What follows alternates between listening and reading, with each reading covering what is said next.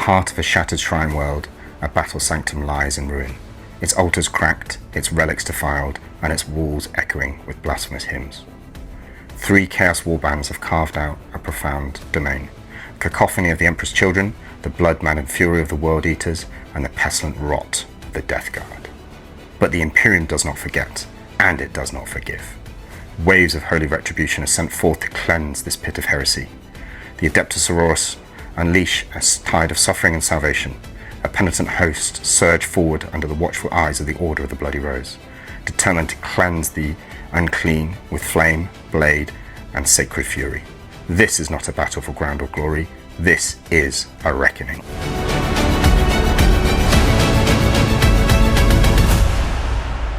Welcome to the Wargamist. We're here again with another Horde Mode. Very exciting. I have Liv with me today. And Liv, what are you bringing? I'll be playing as the Adepta Sororitas, or the Battle Sisters, and I'll be playing as the Horde against the Chaos Scum to get ready to murder. Clear them out. Yeah, there we go. So the 3 Chaos Warbands have taken over a battle sanctum on an Imperium planet, and the Sister Battles have had enough. They're not happy with that, and you're bringing in waves and waves of everything we have. Yes. Bringing in. I think we've got about 5,000 points of Sisters here today, so we'll see what we bring. But as usual, we will go through kind of the 3 Chaos Warbands. We've got John, Alex, and Nathan with us today, running World Eaters, Death Guard, and Emperor's Children.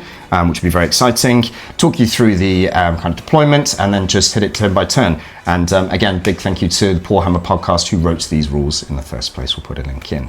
But that's it. Should we go kill some chaos? Yes. Murder. Welcome back. Happy to be back, and I'll be representing the Emperor's Children this fellow morning. So we Coterie Conceited for the detachment today. We've got obviously the infamous Lucius the Eternal leading the charge. He's very efficient HQ choice, of course. And then obviously following up from that, we have a Lord Cakophonist leading his entourage of noisy boys, aka the Noise Marines. Should be hopefully a good pickings for the escapades ahead. 355 points. I get a small loan from my fellow brothers in arms. Hopefully they won't come to collect sooner than later. But yes, we'll see how it unravels. I'm John, I'm here representing the Death Guard, all after Grandfather. So today I'm playing the Mortarian's Hammer rule. Why this is usually a sort of vehicle heavy detachment rule, what this does give me for Horde Mode is I can pick 1 extra unit per turn that's on the battlefield and also make it afflicted, which will help my fellow brothers in Chaos. And it will reduce their toughness by 1 and potentially do another fun plague that I haven't quite decided yet. Maybe -1 to hit, maybe a bit of a -1 to their save. We'll see. So what we're going to do is a 10 plague marines split into 2 squads of 5 so they can both afflict a unit. One's led by a character that gives lethal hits, which should be very nice. Lethal hits on 5 up, which should really hopefully come in handy. So we've got 2 squads of 5 plague marines, a plague champion, and a blight drone with their new blight launcher rules, which should be really fun. I haven't used it yet in the game, but with the new codex, I'm hoping it's going to pull through for me. So I'm Nathan, I'm bringing the World Eaters, and I'm bringing the Berserker Warband, the OG detachment. Today I'm bringing 300 points. I'm going to be the debt collector, and I will be chasing my brothers for their tithes. So I've got 2 Hellbrutes, 1 kitted out with heavy fists and flamers, 1 other Hellbrute with the Las Cannon and Power Scourge, and a Master of Executions to go around and hunt for the sisters' characters. So let the nails bite and let the blood flow. Each of the defenders have to draw a secret objective, which is their main primary mission to achieve for them to win the game. The World Eaters have drawn forward extraction. At the end of the game, at least 1 of their units must be wholly within the spawn zone. The Emperor's Children have drawn pure spite. They achieve this objective if another of their fellow defenders' warlords is destroyed. The Death Guard have drawn action hero. They have to be the one to complete any actionary secondary that they draw during the game. If no actionary secondaries are drawn, then they win by surviving the battle.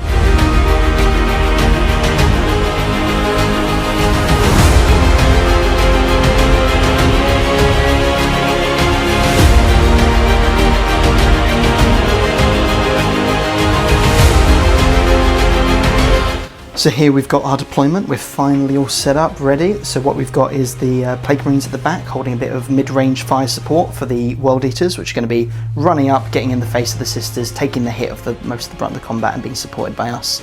Noise Marines and Lucius are potentially going to push out into some of these objectives, try and hold and keep it down the fort. In Horde mode, no terrain is allowed to be placed inside either the deployment zone for us or the Horde. In this case, the terrain in the middle is just a dividing line so that we can isolate which side of each spawn is going to be. As in 1,000 points for Horde mode, you have 2 deployment zones. So you're going to have a drop point around here and a drop point around there, and they've got to drop in their relative points. In terms of the terrain we've got in the middle, all of these we've put in the middle so far have to be in no man's land, and they're all going to count as ruins for this. So that means, we can't shoot through them. We've got, unless you sort of tow in or can be shot. Another important thing for us to know as the attackers, or the defenders in this case from the hordes of the Sisters, is if we're shooting into the Sisters' deployment zone, anything in this deployment zone counts as having the benefit of cover. Even if there's no vehicles, even if there's no ruins there, even if they're not hidden at all, they still have cover while they're in their deployment zone. Okay, so in Zone 1 I have 2 Penitent engines which I got from rolling a 7 and got them from that bracket, and then over here in Drop Zone 2, what do we call it? Drop Zone 2. Yeah, Drop Zone 2. I have 2 units of Arcoflagellants which I got by rolling a 7 and then going down the bracket. I've pushed them as close to the border as humanly possible because after this round, if I haven't crossed the border, I don't get them the next round.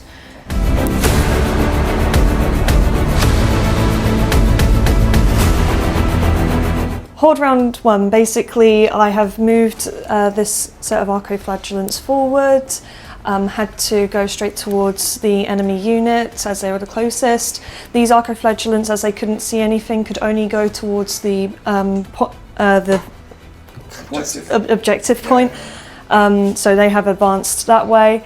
And then you've got the Penitent engines which have advanced forward towards the enemy unit, and because I'm playing as the AI, I had no choice but to shoot towards the Chaos Marines, or World Eaters. What is this thing? It's a Hellbrute, right? Is it Hellbrute?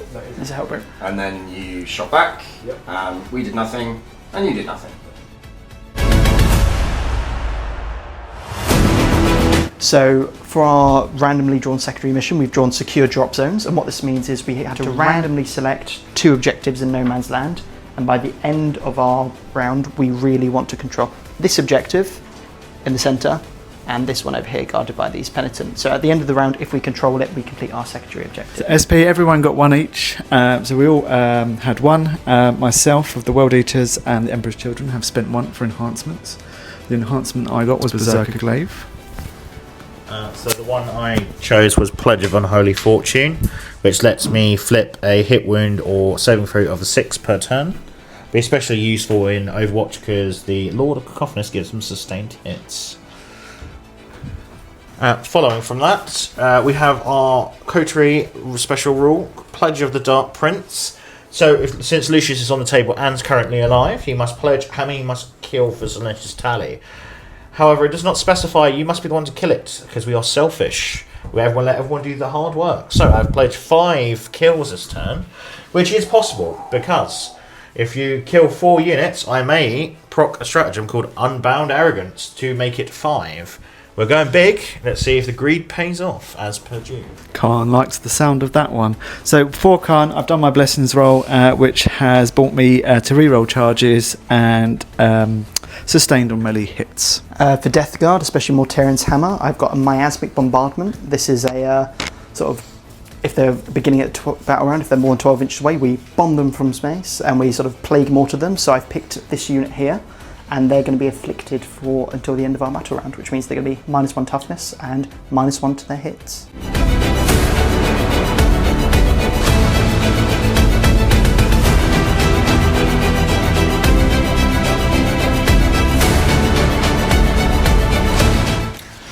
Alright, so we pulled the card, secure drop zones for our scenario. We obviously drew the centre and the top left expansion objective. The Noise Marines obviously rolled a nice 6 advance, so they managed to get on that quite easily. They just absolutely wailed on those arcoflagellants and killed the unit. Then Lucius personally strode in and killed the priest in tow. Then obviously a combination of firepower from the Death Guard and the World Eaters respectfully cleared out the units, and then melee just absolutely brutalised them all. So we've cleared the table, ready for the next Horde round. And following, we actually achieved the objective as a result. We got 3 SP each. Horde turn 2. Talk us through where we're starting. What's the deployment? Okay, so on round 2 we needed to take a misery card, and it's the pincer maneuver, which meant that we get to spawn from the back of the enemy unit. An extra spawn roll, basically. Yeah. So you roll, and what I got was a 8 and became 9. 8 became a 9 because you get +1 to port spawn rolls. Yep, chose the war suits. And they can, what is it, 3-inch, basically 3-inch deep strike and still charge. Yes.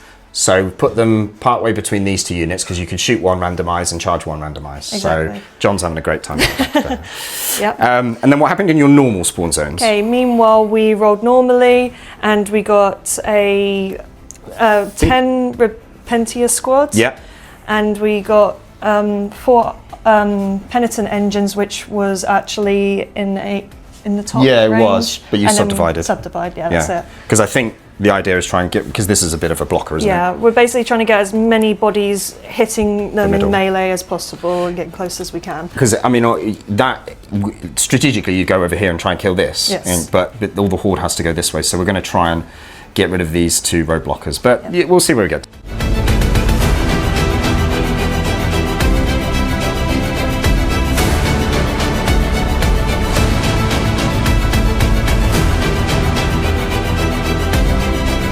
Round 2 was a lot better for the Horde this time. We actually kept a lot of pieces on the table. So started off by piling in both the Repentia squad and the Penitence engine to the War Brute.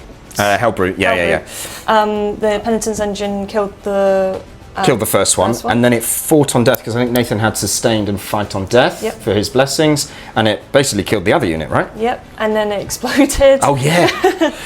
Giving us all a wound. And then the Repentia, because there was another one here as well. I think he chose to heroically intervene into here, which was quite a good idea, but the full rerolls to hit, full rerolls to wound, even though we're hitting on -1 because John afflicted this building and afflicted them anyway, poor Repentia, they still managed to get, I think, like 8 wounds through at -2 damage and slaughtered. They will all die now, but yeah. And then talk us through over here. And then meanwhile the war suits piled in this one because they are the closest. We have to go. Yeah, because I think shot a couple of those and John removed the closer ones, so the charge had to go here. Didn't quite kill it, but tied it up for now. 4 wounds left, so good. So there's not a lot of World Eaters left, but historically they do charge into the fray first round, so that's pretty good. There's one little guy left there. So let's see what happens for the defenders turn 2. This is the defenders turn 2. So Alex, do you want to start us on the secretaries? Yeah, first and foremost, we've got rolled number 18, calling shots. Designate a number of units on the table currently. If you kill X amount, you get double the SP reward. So it's very promising. We have chosen the Penitent engines and the Repentia for our target. SP wise, we've all gained 2 SP points, and we have spent 3 to increase the SP generation on our home objective. Movement nice and simple. We've fallen back the bloat drone to keep it away from being charged. The Plague Marines have dropped right back to the edge of the objective so they can just keep storing that SP. And the Noise Marines and Lucius have pushed up to try and really take this objective back and kill those Repentia and Penitent for those SP points.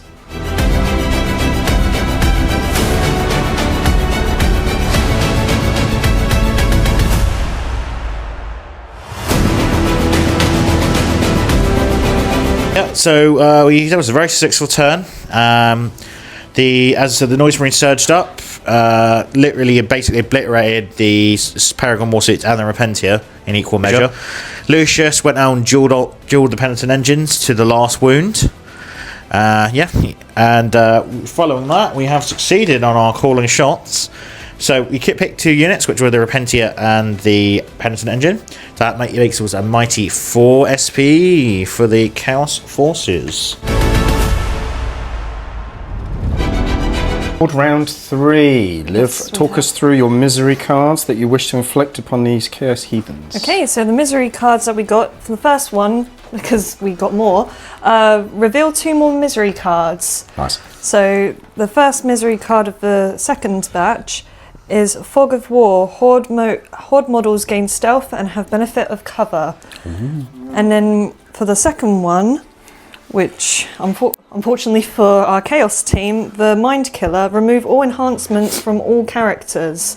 Player units must have a battle shock test every battle shock step. So not just theirs, basically. Yeah. Was there a last bit to that as well? Players cannot make tactics purchases. So tactics, for the viewers at home, is part of all of the supply points. They can spend it on certain things. I think you get supply, fortify, spawn, and tactics. So there's certain things that can't be now used as tactics. I guess that's like helping each other out. But what enhancements did you have? Did your Cakophonist have an enhancement? Yeah. And did your Master of Execution have an enhancement? They are now gone. I'm very sorry. Yeah. We just scared you with our Penitent engines. Yeah. Right. And then spawn. Yeah, we rolled dice as normal, so unfortunately I got a double 1, but because it's round 3 we got a +1, so just about got something onto the board. We got a mortifier going towards Lucius, because that's all he can see and all he can go towards. And then on this side we've decided to spawn a Mortilator? A mortilator? It's an immortalator. Yeah. Mortifier. Mortifier. That's the one.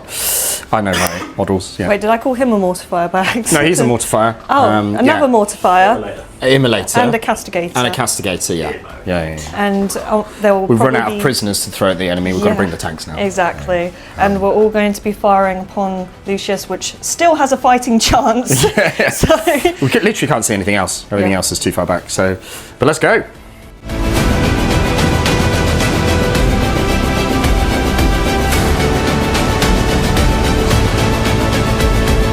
Okay, so we started off with the castigator. Yes, we did.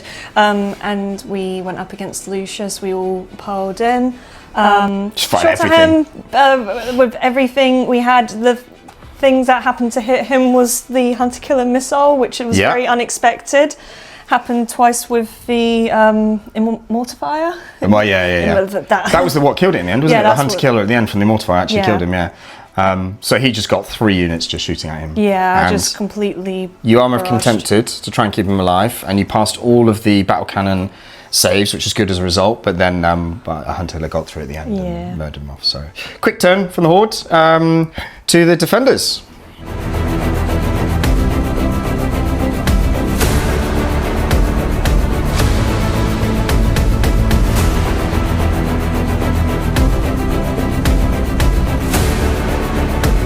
Following the sad destruction of Lucius in the Horde turn 3, the EC Warband has decided to call for reinforcements, ushering in 20 Hold and Fractors, because of a nice roll of 8, subdivided to 2 units. First and foremost, it was number 10, Study Behaviours, unfortunately. We D6 rolled for a Castigator. So basically it means you cannot do any wounds of any form to the target. If you fail it, it's +3 to spawn rolls, and if you succeed, it's 2 SPE for the trouble. Okay, so on this battle round, myself and Alex spent a total of 24, that's 12 each SP, to bring in some reserves. Alex brought back his units, which he's just discussed, and I brought myself in some jackals, represented by some converted sisters models there. So we've decided to sacrifice the bloke drone to the greater good. The greater good of we've basically put it forward to save the noise marines and save the plague marines next turn. So we know it's going to die. We know it's going to die. We know it's going to get blown up. But we've put it to the front. It did manage to chip a couple of wounds off the castigator before the noise marines finished it. Plague marines just moved up. All the spawned reserves came in from the side. The jackals, the tormentors, infractors came in from the side. The Plague Marines here and the Warlords have all moved up onto the objective so they can try and hold it. And the main thing of this was we did manage to blow up the Castigator, and the Immolator, without injuring the Castigator, which was very important to us, because even if the Immolator deadly demised and it'd take a wound off the Castigator, we would have failed our mission. So luckily it didn't blow up.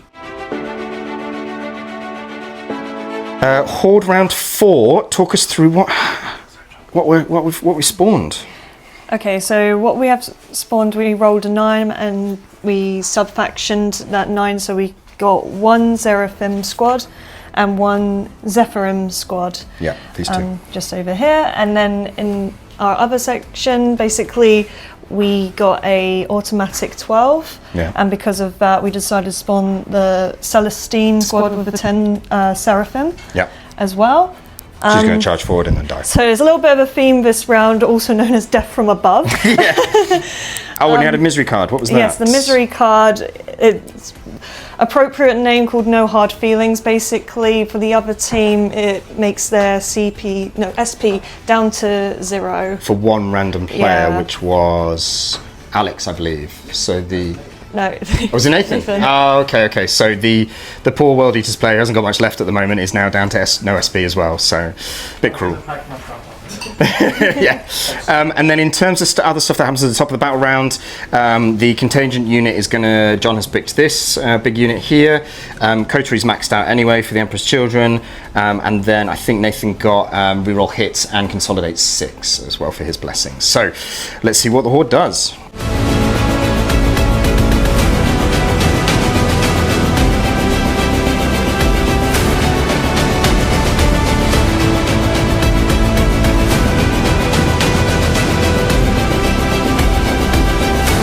The Horde, turn 4.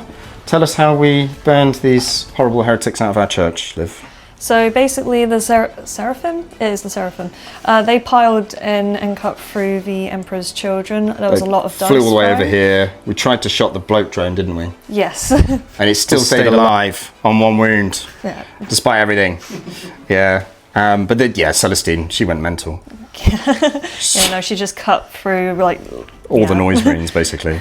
This mortifier, I think, killed the bloat drone, which meant that these could pile into the what are these? Plague marines.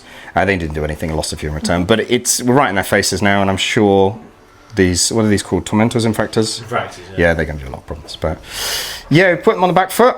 Let's see what happens.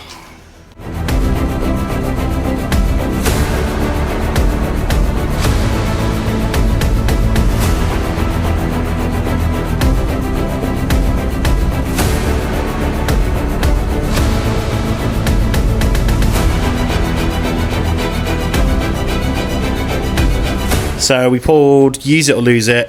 Essentially, we need to spend a combined 6 or more SP in the turn. John requisitioned a supply drop, so we instantly got that for a 10 SP to a random player, which we have yet to resolve. And the other one? So the other one was Marching on Stomachs, because I pulled a second one. 2 supply purchases must be made, so we spent 1 on the teleporter stratagem. Yeah, so teleport Homer and a additional objective for the trouble. What actually happened this turn, John? Betrayal, I believe, Grant. Betrayal is what happened. Slaneshi. Sneaky Slaneshi betrayal. So you moved all units down, you dropped the blight. So I dropped I've dropped 2 terminated drops, so I dropped 1 here and I've dropped 1 on the objectives over there. Nicely hidden away.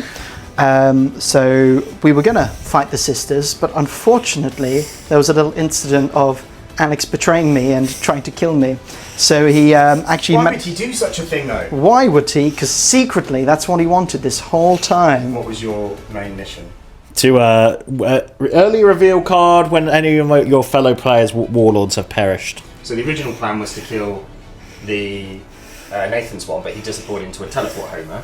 And then there was what was the character called? The Biologist Putrefier. Biologist Putrefier, this one, yeah. It was here. And then He Alex was. moved everybody over, and then you dropped people down, and they basically just had a monster mash in this corner. We did. So, yeah, the Infractors killed the Plague Marines, including the Warlord, which gives Alex's victory condition. But the Death Shroud took their revenge and wiped through the Infractors. And they're still stood on that objective, ready for next time. Yeah, they're good. So, cool. Okay, it's a bit of Betrayal. And in the middle here, you moved over, you basically killed Celestine and the entire unit here. Celestine did get back up again, so she's ready to rumble for the final Horde turn 5, basically. Turn 5 for the Horde. Automatically got a 12, and then you rolled pretty high over here anyway. Yep. So talk us through what you brought in and what the misery cards were. So the misery cards that we got this round was Death Denied. Every Horde unit on the battlefield returns to their starting strength. Horde models regain all lost wounds. Everything. So because of that, we got all of our Seraphim back, along with Celestine, who we didn't really need to bring her back. She already came back, but because she survived, she could bring the whole blob back as well, which is great. Yeah. So there was that, and then we've got Terrifying Shockwave. Player units automatically fail battle shock rolls. So the other side will always fail the battle shock rolls for this round. Yeah. And then they chose to deny one, didn't they? Yes, so the one that we could have had was called They Fly Now, which, to be fair, is a good one to get rid of, because that would have meant that I could see everything on the board through walls. It just ignores terrain, basically. Yeah. Counters flying, or even the tanks fly, and they just go through all the walls. Yeah. It's not, so we could have basically gone through, just gone through there. So it's a good one that they got rid of that. Yeah. And then you spawn more Val 2 Castigators, and should we just mop up the middle then, basically? Yeah, sounds good. Yeah. All right, because they got rid of that no fly now one, we can't see these at all, so these are non-interactive. We're just going to go now. straight through the middle and see what happens. Marp, marp.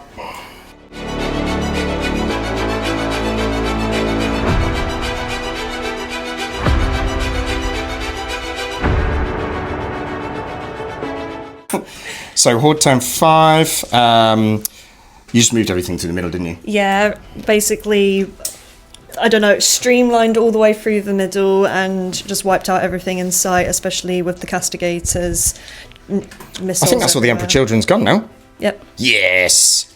But the World Eater's still alive. You bet, yeah, because we couldn't see everything because John hid so well in the corners. Everything just run through the middle. And then I think Celestine killed the poor last Plague Marine. At the moment, I think they've all run in and are very confused because they can't see anything at the moment. Yeah. So to the Horde's point of view, we've cleared the cathedral because we can't see anything else. So yeah, we're taking that as a victory. Yeah. Yeah. Okay. So last round for the defenders. Off you go, lads.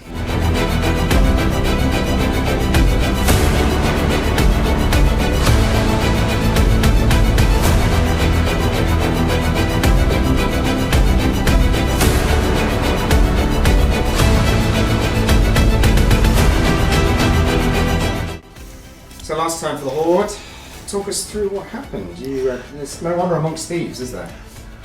Carry on. It devolved quickly, yes. So, what was your secondary mission? So it was Decapitation Strike, which was to slay at least one character or every Horde character on the table. Yeah. Which was successful. Was it No. not? No. No? Because Okay. you guys messed around doing your own thing. Celestine lived. And then, what do you spend your SP on? I spent mine to reinforce to summon the Keeper of Secrets into the back line. There's no restriction on friendly deep strike, so I summoned it, came in and killed Nathan's Warlord. We have the Psychic Mind Bullets, and then ensure to charge Angron and take hefty damage from my... Well, Nathan, what did you Right. You had SP. Alright, so I also used my SP to bring on Angron. Initially I was going to go and play the game, but Alex You were over there originally. I was. But Alex incited some anger in me, and I have to. So your Warlord popped out here first. At the time. Yes, Alex put Deep Strike here, and then you Deep Strike right next to me. Yes, because again I was playing the game, and Alex decided to play all sorts, and so my winning kind of mission was to end the game with at least one unit wholly within the Horde spawning zone. It took me 4 turns to get there, and he decided to spawn right next to me after he picked on John and the Death Guard. And again, I started off with Angron going into Celestine, but again, he incited danger and anger, so I went for him. Yeah, so, and what else happened this turn? You moved these guys out, John. I think you did a lot of wounds there. Yeah, I attempted to wound Celestine and see if I could You kill have her to do the to get actual him. mission. Actually, try and do the mission. Yeah. Which, you know, I have a lot. It's Death Guard is slow. I have a lot of 12-inch weaponry, so I couldn't really get there. But I did, you know, take about 7 of the flying little Sister Seraphim off, which was quite nice. Right then, so that is the end of the game. What secret missions did we all have? I think Nathan, yours was to get one unit within. Wholly within the spawn.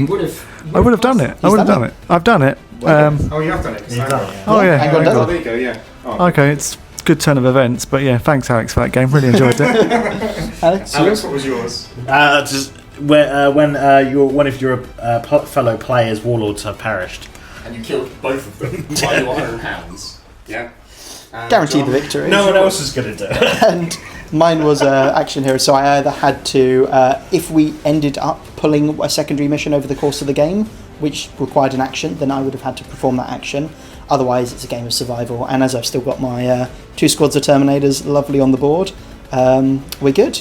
We're good and happy. Actually, although there's not a lot left, we did succeed. The defenders succeed. And I think the Horde probably also succeeded in clearing out the cathedral. Yeah. There is. I think wins all round. Well, technically you guys won. But well done, guys. Until next time. Well, I think a friendship has been lost. He's my teammate. Oh, he's a teammate. Thanks, teammate. Yeah, until next time.